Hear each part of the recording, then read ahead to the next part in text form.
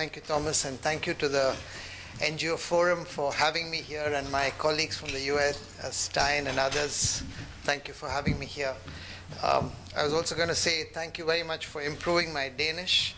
Over the last half an hour, I had to understand a lot of Danish, although Stein was trying to help me understand it also. But it's definitely a good news day. Finally, although the MDGs were primarily meant for poor countries, for poor people in Africa and Asia and Latin America, it looks like some Americans, some citizens of the United States are finally going to get some health care. I must say I didn't sleep much last night. I was watching it like a football match, the health care reform bill being passed in the House of Representatives.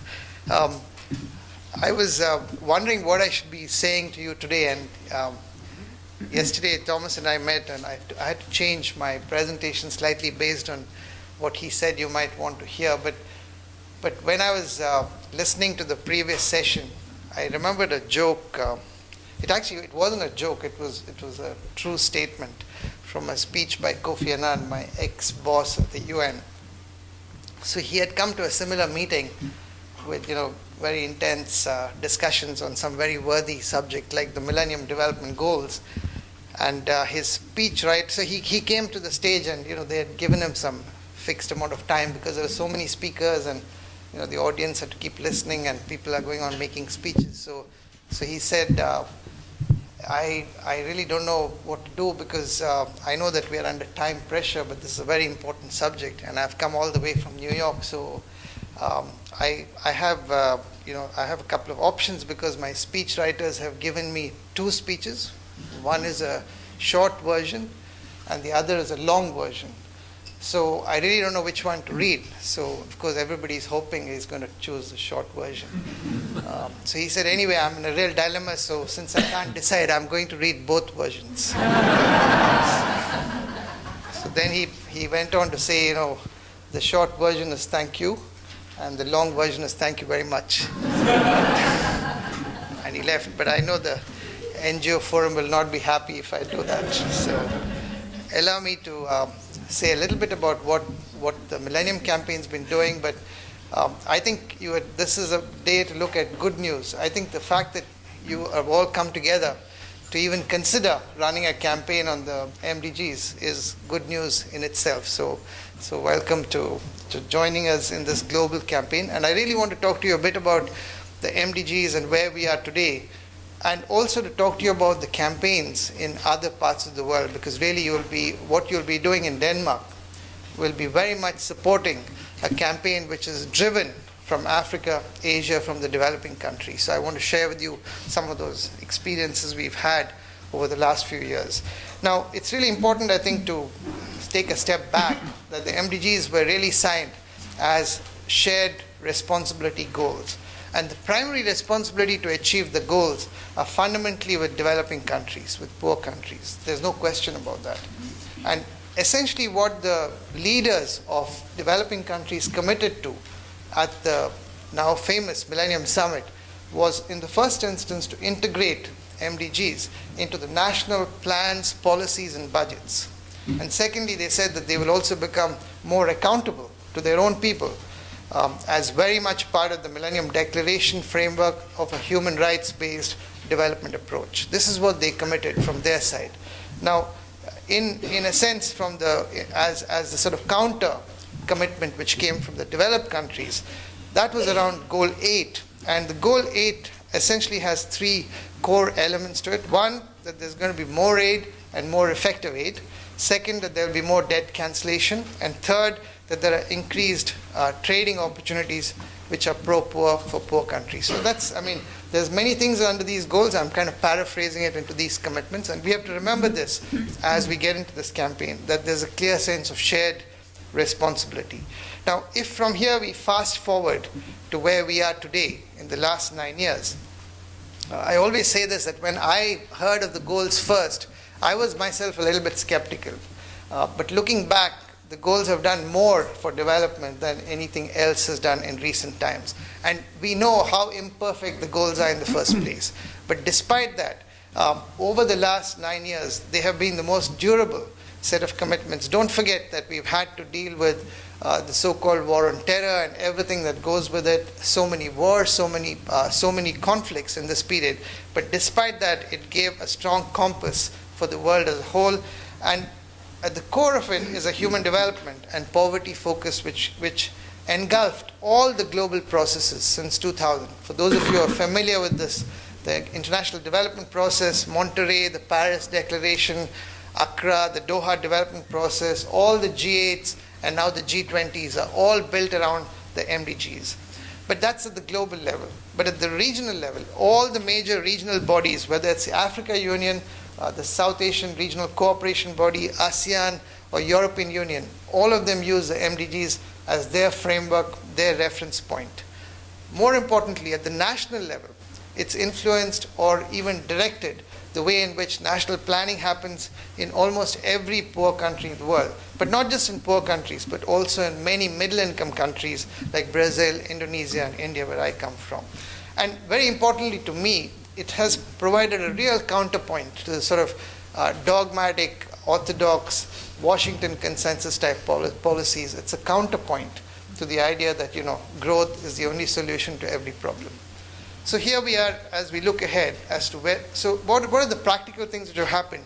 In terms of what the rich countries have delivered, there's no question, and I know that many debt campaigners might think it's not enough, but the fact of the matter is over 35 countries have had their debts cancelled, and this has resulted in very significant increase in poverty-focused expenditure in many, many developing countries which were debt-ridden. I remember, for example, just a few months back, I was in Zambia, which, as you know, is one of the poorest countries in the world. And the cabinet, I was meeting with the health minister at that time, and the cabinet was saying that for the first time in, I don't know, in 15 years or so, the Zambian government was actually deciding how to spend the resources they had, because otherwise they were just paying off their debts and paying their salaries. They had no choices. There were no public policy choices to make. They had to actually bring a consultant to tell them, what do they do? They've never been in that situation. So that's one of the things that happened. But aid levels, and again, we are discussing the need for greater aid, but the fact of the matter is that we've never had such high levels of aid volumes before. And I have no doubt that if not for the MDGs, the levels at which we've seen the increases in aid, the levels at which debts have cancelled would have been difficult to see if we didn't have a common framework to work within. Now, but much more importantly, as what have been the outcomes, the MDG outcomes? And here, this is where the real good news lies. And I think many of you know some of these numbers, so I don't want to go too much into it, but we have at least 400 million people who've come out of poverty since 2000. Child mortality has been a very big success story. About 4 million fewer children are dying today than even a few years ago. More than 30 million kids are now in school. HIV/AIDS has been, one of the biggest. Maybe even 5 years back, we were worried that many countries would get wiped out because of HIV/AIDS. And of course, when we discuss this in the next, many things need to happen still. It's not as if all the problems have been resolved, but this is not is no mean achievement that we have 2 million people receiving antiretrovirals when it was close to zero even 3 years ago. Tuberculosis, the curve has moved. Malaria, the numbers are there on malaria. I don't know if Stein actually managed to circulate those sheets. There are some hard numbers with hard facts on it as well. And water, access to water is massively increased. On malnutrition, which is one of the biggest scourges of the world, child malnutrition, 63 out of the 117 countries for which we have data are actually on track. And of this, 30 of them have got on track only in the last 3 years. Women members of parliament, of course, this is ridiculously low to have only, but just remember that we were 11% a few years back, we're 18% now, and my country has just decided, or is likely to decide, India is likely to give a reservation for women in parliament, which is going to take this number significantly higher if that passes in the next few months. This graphic is very interesting. It gives you an overview, and a lot of the data, as you can see, like if you're sitting in 2010, we still have to use data which is 2-3 years old. So I think we have to remember that most of the data, but I don't think the trends are going to change even if you get 2009 data. And this is very interesting. This graphic will tell you as to what is the percentage of distance we have yet to cover to reach the goal by 2015. So we are now in 2009. This is where we should have been, and this is where we are. And you can see very interestingly that where you have the yellow, does that look yellow to you from where you sit? Okay. The yellow lines are telling you how far we've covered, and the white bits are telling you how much is left. So you can see here that actually we're not doing that badly on the yellows. I mean, of course, there are some goals like child mortality and maternal mortality, we still have a distance to go. But on many of the others, like the picture is not looking as grim as it's often made out to sound. Now, but the most important thing is you keep hearing, one sort of comment you keep hearing is that everything is good because of India and China. Whereas Africa is lagging behind on everything. So we've split the data here between what's happening on sub-Saharan Africa as against other developing countries as a whole. And you can see here that if you look at any particular parameter, this one is on percentage of population living below the $1 a day line. You can see that every part of the world has been reducing poverty, including sub-Saharan Africa. It's no different, and I can take you through any of the goals. On education, in fact, sub-Saharan Africa has had more progress than any other part of the world, but you can take child mortality, or you can take any particular goal, and you can see that progress in Africa is, if anything, better than other parts of the world, not worse. Now, but ultimately what matters the most is what happens at the national level, because we are talking about global, regional, etc., but ultimately people live in particular countries. Now, on most of the individual goals, over 40 countries are on track, on most goals, on average. But to me, the most important thing that we need to focus our minds on is that some of the poorest countries, in fact, several of the poorest countries in the world are on track to achieve many of the goals. And I've just listed a few here. The list is much longer than this. But the point that, for me, the most critical question for us to ask ourselves at this stage is that if Rwanda, which has, come out of such a bad situation, or Tanzania, which I used to work in Kenya myself, and if somebody had told me even 5 years ago that Tanzania can reduce child mortality by 30% in 3 years, I would have said, you're joking. It's not possible. It's happened. So the question is, if Rwanda, Tanzania, Mali, Zambia, Mozambique, Ghana, Bangladesh, Nepal, and the list is long, could have seen so much progress, what's happening with the rest? Are we not able to move faster than the others? That, I think, is the question. And there we start asking the question, what are the factors that make this difference? And I'll come back to that question. But here's some more, for those of you who like numbers, success where it matters the most. So you take Ghana, Nicaragua, they've cut hunger by half. Malnutrition rates have been cut significantly in the northeast of Brazil, which is the poorest part of Brazil. Then you have Nigeria, you have Malawi. I'm going to leave these numbers with you guys so you have the data for what it's worth. Under 5 mortality is cut down by more than 40% in so many countries. Ethiopia, Tanzania on school enrollment, Honduras. We always say that maternal mortality is almost impossible to change. Honduras has reduced maternal mortality by 40% over the same period. In fact, Egypt halved its maternal mortality in this period of 8 years. So, that if anybody tells you the goals are not achievable, this is impossible, it's not true. It's not true not just theoretically, it's not true empirically. There are enough countries who have made very significant progress during the last 10 years, which in my view were not the easiest of the years because a lot of the focus was on security. So the question is, why are these countries more on track, the ones I'm listing? So, my hypothesis is the following. And for those of you who are following the UN process, the Secretary General's report has just come out, which will shape the outcome document for the summit in September 2010. And that also, lists from a UN perspective as to what are the elements which account for more success. And many of those actually correspond with what the Millennium Campaign's take has been on this. So number one has been where there's clear leadership and ownership at the national level. That makes a big difference. I can assure you that for those of you who are working on development issues for a long time, there are no surprises in this list. You are going to look at this and say, that's obvious. And that's the problem with this. It's so obvious, but we don't do it. And that's why for the next 5 years, we need to focus on the obvious. So we have leadership. The countries who have been most successful are not simply repeating the global goals. They take the global goals and they nationalize and customize it. So you have Vietnam development goals, you have Rwanda development goals. In the Indian context, you have the 11th five-year plan, which says what do the MDGs mean in India. Brazil has taken the global goals and nationalized it. All the successful countries have customized it and adapted it. These are countries who then, following the adapting or customizing the goals, have a clear national plan, clear policies, clear strategies, and resourcing is prioritized first and foremost in the domestic budgetary process and then through external resources. And of course, delivery mechanisms are crucial. You can have the best policies, the best plans. If things don't reach the people on the ground, nothing is going to change. So these are the countries which have done that. They're also the countries where there's more accountability and more transparency, where there's been more public debate. And finally, these are the countries, particularly Mozambique, Rwanda, Ghana. These are countries where the international donors are supporting the national priorities and not pushing their own agendas. So this is a simple mix of factors which have made a difference in my view. Now, of course, we have an obstacle course in front of us. You were asking, I think, earlier as to, is the picture looking rosy for the next 5 years?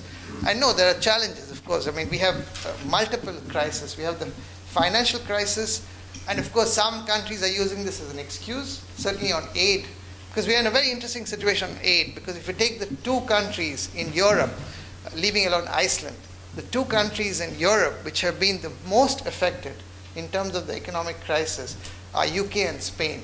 And these are the two countries who are committed to their 0.7% or whatever they're committing their aid volumes. They have not moved. There are others who are not going to give it anyway, like Italy, and they're using it as an excuse. And then, of course, we have the food crisis and the climate crisis. I mean, all of these. Another one which is not talked about enough, I think, is the governance crisis. And when I say governance, I mean the extent to which poor people have a voice in national democracies and national electoral processes and national decision-making processes. And, of course, the same governance crisis exists at the global level, where poor countries don't have a voice. And we have a massive problem of inequality increasing, both within countries and between countries. We have an impasse on the Doha, deadlocked trade round.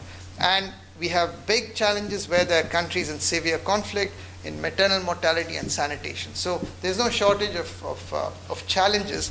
But at the end of the day, in our view, MDG achievement is a matter of political choice.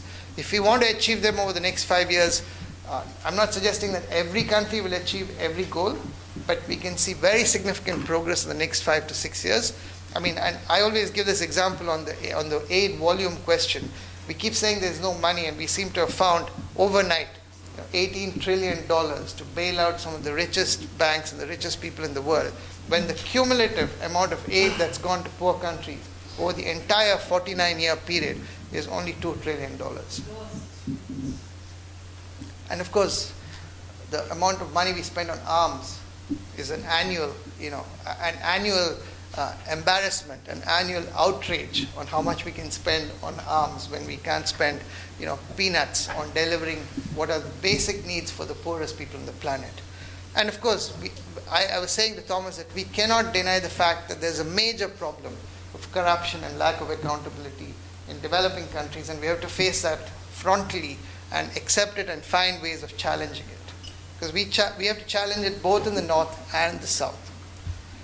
So at the end of the day, in our view, if it is a political, if the problem is one of making political choices, the only way we can do that is by creating the political will. And that's what the Millennium Campaign is about. That's what we've been focused on. And we have three elements to what we do essentially. One is we believe that ultimately political will have to change bottom up. If voters, if citizens don't put pressure on our leaders, you can't create sustainable change. You can't do top-down change on a sustainable basis. It has to be bottom up. But of course, some of our leaders listen more to the media than to their people. So we need both. We need a kind of a bottom push. We need a top-down push. So we need a mix of the two. And at the end of the day, we are not trying to increase awareness or create public support as an end in itself. At the end of the day, it has to change the policies and practices of governments who are the major actors. So that's what the Millennium Campaign is focused on. And you might be aware that we have helped to create something called the Global Call to Action Against Poverty. This was launched in Porto Alegre in 2005. The white band has been the symbol of the campaign over the last years, with President Lula, who's been a big champion of addressing inequality, which is a very central part of the campaign. And since then, these are the icons we've used in the Brazilian campaign, and I just want to show this to you because the Brazilians are the most colorful people in the world. And this, by the way, we worked with McCann Erickson on this campaign. Many of the large global advertising agencies have worked with us on a completely pro bono basis. WPP, McCann, BBDO, O&M, you can name them. And this campaign was called 8 Ways to Change the World. So we had, every train station, every bus shelter, every supermarket bag, every ATM, every milk carton with these icons in Brazil in 2004, 2005. And I think that's had a very significant impact. I wanted to also bring to your attention that the kind of campaign coalition you're talking about creating here exists now in many of the priority countries of the Millennium Campaign. This particular coalition, which is called Vada Na Todo Abhiyan, which is Don't Break Your Promise campaign, which is from India, my country. By the way, this guy with that blue turban is the Prime Minister of India. You can see him there. He's Manmohan Singh. He's standing there amongst the children. And this campaign is called 9 is Mine, which is part of the Vada Na Todo Abhiyan, which is a broad coalition. But this was a focus campaign before the national budget was announced, and we are doing it now every year. So the current government in power in India had a commitment as part of their political manifesto to say that they will commit 9% of the gross national income of India towards health and education. So 6% for education, 3% for health. That was a commitment that the government made. So the children organized themselves and they said 9 is mine. And that was a campaign. It's called 9 is Mine, and it happens just before the budget every year. So we had 1,000 children going to meet the Prime Minister 2 years ago, and there was a significant increase in budgetary allocations. Not to say that it happened as a direct correlation, but these things do make a difference. You cannot underestimate how important this is. You might have heard President Obama saying that in his speech after the 219 votes were given to the health care bill yesterday. He said, every one of you who sent an email, every one of you who sent a postcard, don't think that it was not heard. Those things make a difference. Because after some time, we begin to feel that these things are, nobody listens to it, but they do. So very interestingly, this campaign, I think Prime Minister Manmohan Singh hadn't quite looked at it the way that he did when he heard it from the kids, because what we did was we had kids from the best, most expensive, posh schools in Delhi going with kids from the poorest schools, from the slums in Delhi, together. And the kids were saying, why is it that, I have all these benefits, but this guy who's my age, he's just like me, he just happens to be born in the wrong house, doesn't have any of these basic benefits. And I think it changed the way in which the Prime Minister was looking at it. And of course, we've had more aggressive campaigns as well. The CMP is the Common Minimum Program of the Government of India. So the elephant was showing what the government had promised. And by the way, this was outside the Indian Parliament.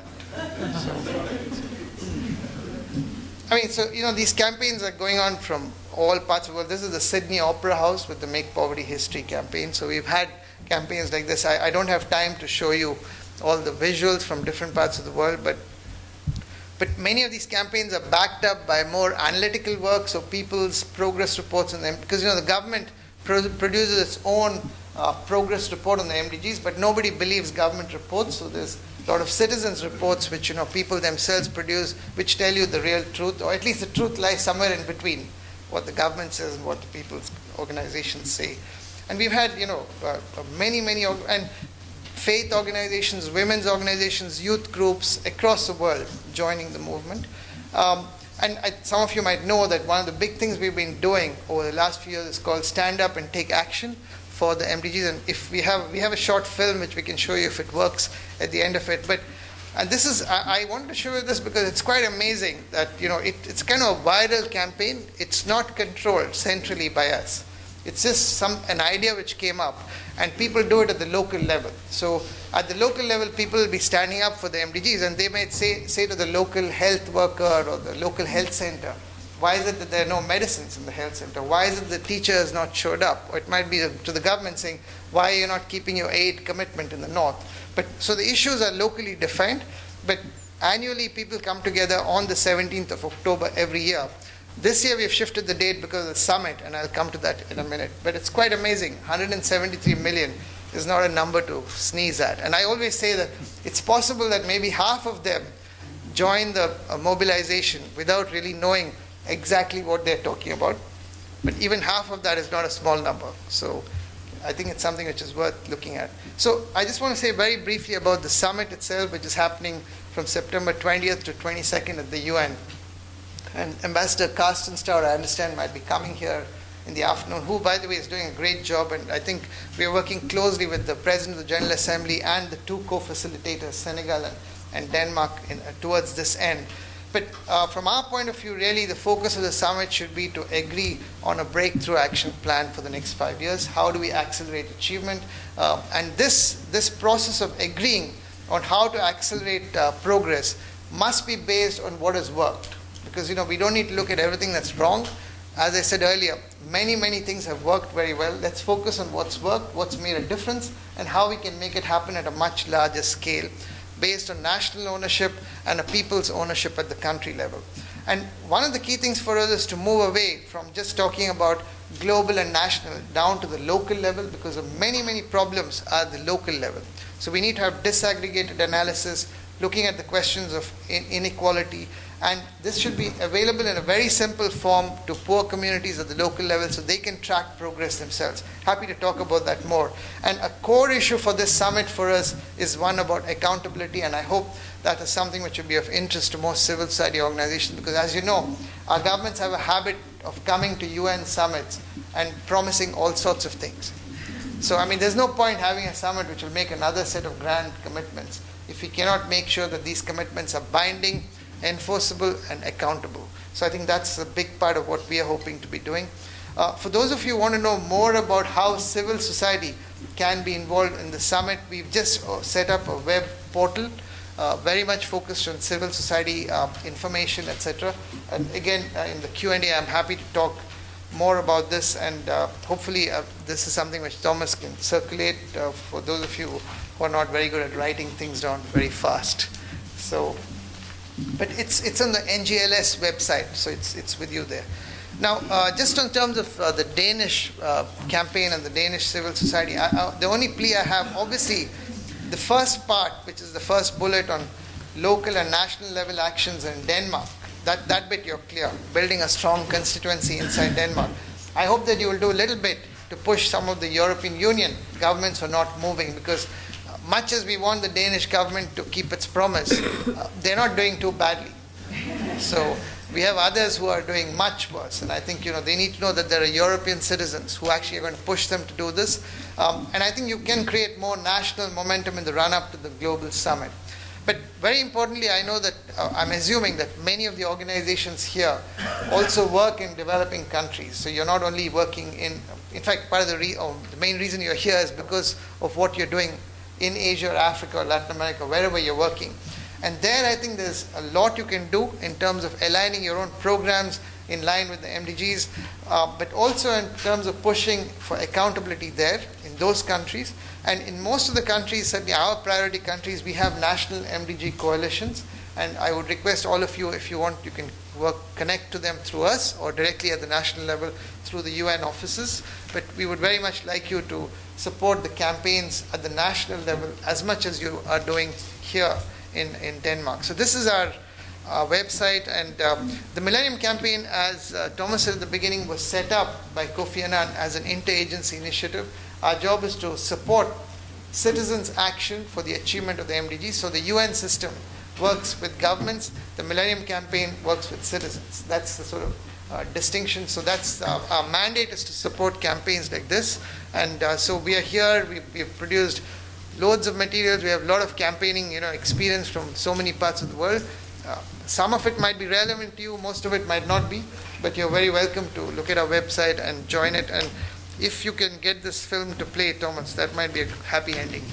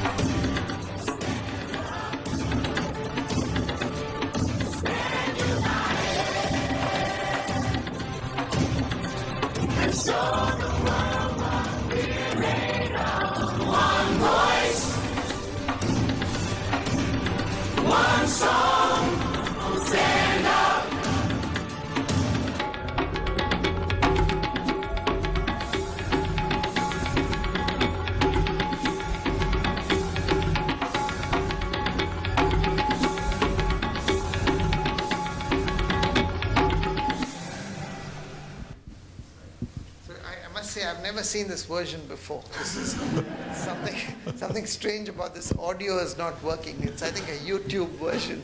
I wasn't planning to play this, so we just decided last night. But Tom's happy to take questions if you. Yeah, we have about 15 minutes to ask questions. So far, thanks a lot for your presentation and the optimism in it. And now we can see the whole world has also joined hands in this campaign. So, who would like to start? And I can see, yeah. Stephen Litt-Nielsen from Dangerous Shade. Thank you very much for a great presentation. One of the questions that we meet all the time is, how do you document this? How can we make sure that what you tell us is actually what's happening? And what are the effects that are actually changing the level of poverty? Is one thing we're discussing a lot when it comes to aid levels compared to private enterprise, etc. We saw two different analysis of the same thing, of African achievements in reducing poverty compared to growth last week, and with totally different results. How can you make sure that we can measure this? Because that's actually one of the things that our campaign may be hanging on. Thank you. I'm not very sure if I understood your question very correctly, but because in terms of there's a general challenge with the measurement problem. I mean, which is, there's one of the problems is that almost for 1/4 of the targets and 1/4 of the countries, we don't have data. There are serious data and statistical capacity issues, and so that's one problem. The second problem is that these goals, in my view, were agreed at the global level as a political set of commitments.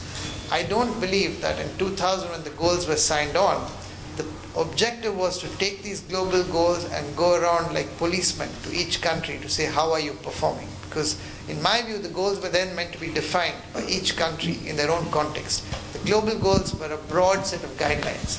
So now we have taken these global goals and we are thrusting it down everybody's throats, which I think is very unhelpful.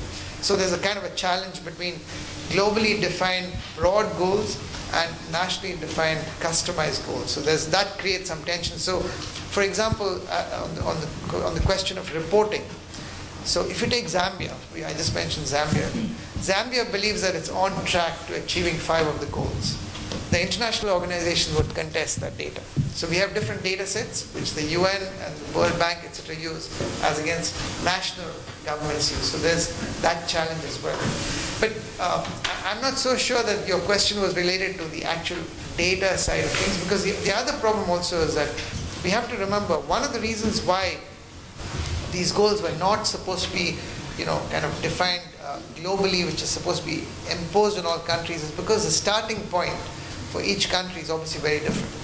So, the initial conditions do make a very big difference, and many of the African countries and the LDCs started from a much lower base. So, from the Millennium Campaign, we are jointly producing a report which is going to come out in June this year with the Overseas Development Institute, and for the first time we'll have a country ranking table based on MDG performance. And we're doing it along several dimensions. We're doing it along absolute change in terms of this progress on each of the key goals, but we're also doing it in terms of rate of change and relative change. So depending on where you started from, and that's why you will find that some of the poorest countries have moved fastest in the last 10 years. So you will have a report which will give you that kind of data. But at the global level, there are 2 reports which give you hard data. One is the UN's annual publication, and this year's publication is going to come out in June. And then you have the global monitoring report, which the World Bank brings out, and that comes out around, I think, September. So you have 2 reports which give you some hard information on this. I'm not very sure if I answered your question, though. And some of the data you're talking about from the report in June are collected in this fact sheet, which is now printed and which you can have in the next break. 4 pages with wonderful stories and also bad stories, but country by country, there's a lot of examples, and some of those you mentioned, so they are here already. Next question. Elisabeth Kørbo fra Verdens Naturfonden. Sorry, WWF. Coming from an environmental organization, I was looking at your data, and I'm a bit worried because I think it would be very useful actually to focus a bit more on the MDG 7, because without the MDG 7 we can't do much in the world, and the loss of biodiversity is well known. So how can we actually eradicate poverty if we don't have the natural resources to do that? And we know that India, China, whatever, are really capturing a lot of natural resources everywhere now. So could you just tell us a little bit about what are your thoughts on this? Thank you. Well, I think, the reason why the 8 goals were put together was because they are so interlinked. I think it's going to be very difficult to take any one goal out and say that's more or less important. Because, depending on what your own area of interest or expertise is, you could argue that, any one of them are more important than the other. So we don't go down that route of saying one is more important. In our view, in the first instance, these goals have been so unambitious. They've set the bar so low that it's embarrassing that we are now asking ourselves as to whether or not we can achieve even these rather unambitious goals. So as far as we are concerned, all of the goals are equally important. They should be met. Now, you're absolutely right that on the natural resource side of things, we have a lot of gaps and a lot of problems. And the biggest concern, of course, is that for most poor people in the world, their livelihood comes from those very natural resources which are being eroded. And in that sense, everything else relies on land and water and biodiversity, which is absolutely right. We have produced something on MDGs and climate change more broadly, which is available on our website, and that can give you more information on it. But we've looked at the question of climate change very much from the perspective, from the lives of a poor household. And there it goes directly into the points you're making, that if they don't have access to forests, to water, to natural resources, we are in a crisis. And it's a much neglected area. So I can go into details, but certainly I would fully recognize the point you're making. And I think that, the challenge with all of the discussions on climate change is that it's being seen as if it's something else. And in fact, even when we start talking about climate change, whereas the MDG is much more about environment, and climate change, sort of carbon emissions, is a part of the story, you can't separate these pieces out. Yes, my name is Karen, and I'm representing Disabled People's Organization Denmark. And coming from a DPO, I'm very much aware of that persons with disabilities have not been part of the MDGs when they were outlined. But I'm also aware of that a lot of lobbying advocacy has taken place from the south and also from the north, and that your office and you in person has taken a great interest in persons with disabilities in terms of the MDGs. And last year the UN passed a resolution including persons with disabilities in terms of the MDGs, which is a very important step. Otherwise we will never be able to achieve the MDGs. However, I would like to know, what does your office do, or how does your office plan to take the new UN resolution forward up to the summit and also up to the 2015? So I think you're aware of the work we are doing with the IDDC, the International Disability and Development Consortium. We've launched a website with them called includeeverybody.org, which is specifically looking at how disabled people's rights can be very much incorporated into the MDG discourse. I think what we've been able to do in the Secretary General's report, which is going to shape the outcome document, is to give a strong focus on those who are left out, those who are left behind, the most vulnerable groups, and the persons living with disability have been included specifically in the Secretary General's report if you look at it. I think how we're going to shape the outcome document and how we can make sure that these issues are happening, are going to be part of the summit in a very visible way, is something which I would like to discuss more with you and with other people from the disability movement itself. I think there's a lot more to be done. We are saying that, and I always say this, that if you take Brazil, for example, as as one of the success stories in the MDGs, because the Brazilian government is so behind it, the churches are behind it, so it's a big success story. But I think Brazil has a population of, 180 million or so, I don't know what the numbers are, in that order of magnitude, And there's no doubt, and the Brazilian government data is, I think, much more accurate compared to many other countries. There's no doubt that Brazil is going to achieve almost all the MDGs by 2015. But my argument with the Brazilian government has been that, if you have, because the thing about MDGs is that they are mostly about averages. So you can say that you've achieved the MDGs, and about 40 million Brazilians will still not have achieved the MDGs. So my argument with the Lula government has been that for those 160 million Brazilians who are going to achieve the MDGs, in my view, they would have achieved it anyway. They didn't need the MDGs. It's the 40 million who are not going to achieve it, because these are so low, they're so minimal. It's for those people. If we cannot achieve the MDGs for those 40 million, shame on us. So I think we need to do a lot more on the vulnerability and the disabled and the left out. And we can discuss more offline. My name is Susanne Folkvart. I am from the Danish NCD Alliance. It's an alliance between the Danish Cancer Society, Heart Foundation and Diabetes Association. And what I am worrying about is the extreme increase in the so-called non-communicable diseases and the focus or not focus on these. We know that they will increase considerably and they will add poverty. And when we, for example, treat AIDS, the people will develop cancer, heart disease or something else. So my question to you is, what are you going to do now at the September meeting in order to have indicators at least integrated in the development goal agenda? I remember when my first day in this job, it was October 2003, and for some reason I ended up on my very first day in Nairobi, and there was a BBC interview. The first thing I did in my job was to do this interview, and so the interviewer asked me, so how are you going to achieve the MDGs?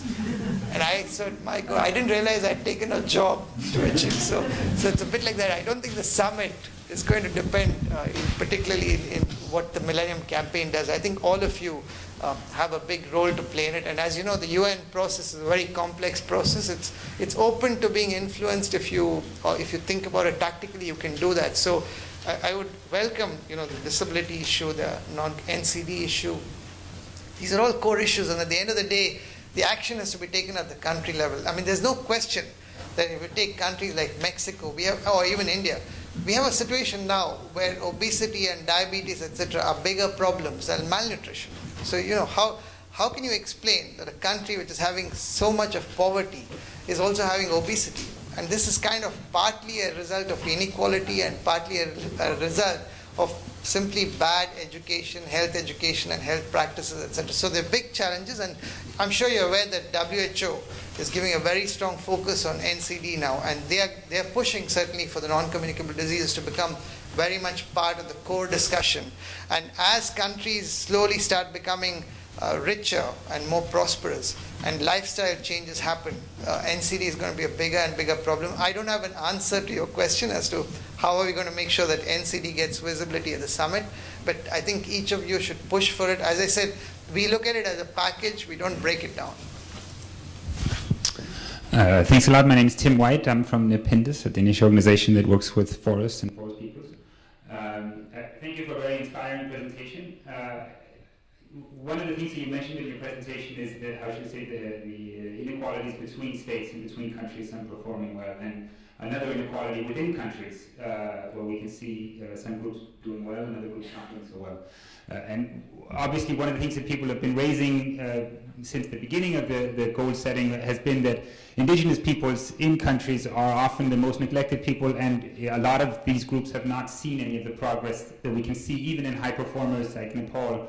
They're not really getting a large part of that benefit. This may have something to do with the link with biodiversity and preservation in that way. But I'd just like to hear you, is the issue of indigenous people and their lack of progress in the 2015 goals, is that an issue that you work with? Do you have any reports or documentation that you'd share with us? Thanks.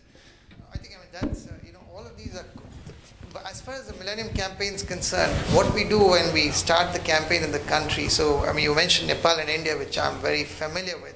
So in India with the Adivasis and in Nepal with the Janjati groups.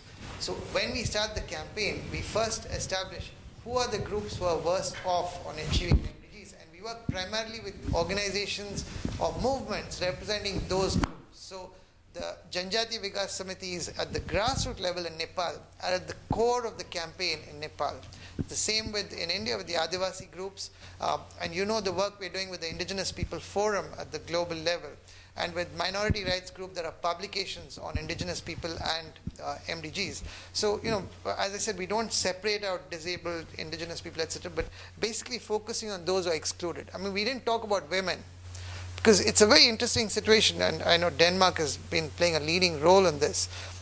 All the goals where we've seen big successes are the goals where vertical programs are able to bring about change. So it's relatively easy to run an immunization program and cut child mortality. But why are we not able to change maternal mortality? It's not just simply because health systems have to change, but because we don't respect our women's rights. And that's a much more difficult thing. You know, that takes longer. It needs behavioral change. It needs legislative change. It needs a whole range of things. Now, Thomas is saying, when is this guy going to stop talking? But so there's a lot of issues which connected with exclusion, which are much more systemic, which need structural and systemic change, which will take more time. But we have to use the MDGs as a wedge issue to push in that direction. Thank you, Salil.